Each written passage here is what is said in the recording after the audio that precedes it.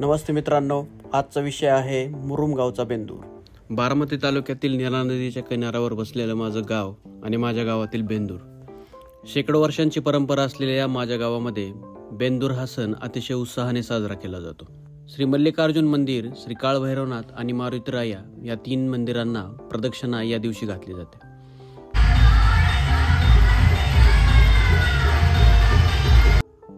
वर्षभर इमानी इतबारे शेतकऱ्याची आणि शेतीची सेवा करणाऱ्या महादेवाचे वाहन नंदी याचा आज सण।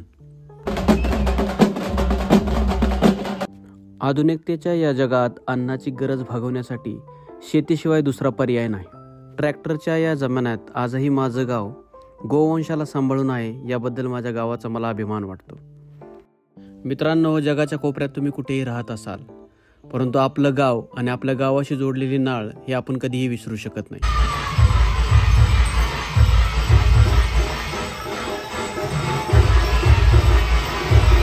स्वराज्याच्या निर्मितीच्या सुरुवातीला छत्रपती शिवाजी महाराजांनी सोन्याचा नांगर घेऊन आपली शेती नांगरली आणि तिथून पुढे खऱ्या अर्थाने हरित क्रांती सुरू झाली असं मला वाटतं।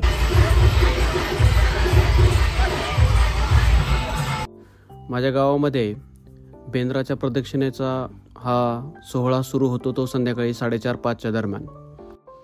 संपूर्ण गावामध्ये आज बेंद्रानिमित्त पुरणपोळीचा बेत असल्यामुळे सर्व देवांनाही पुरणपोळीचा आणि नंदी महादेवालाही पुरणपोळीचाच नैवेद्य आज दाखवला जातो।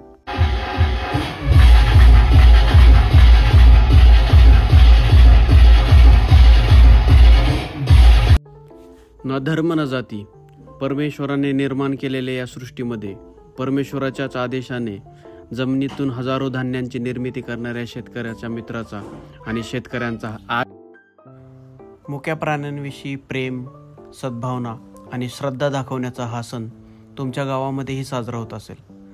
तो कसा साजरा होतो याबद्दल अवश्य कमेंटमध्ये लिहा। धन्यवाद।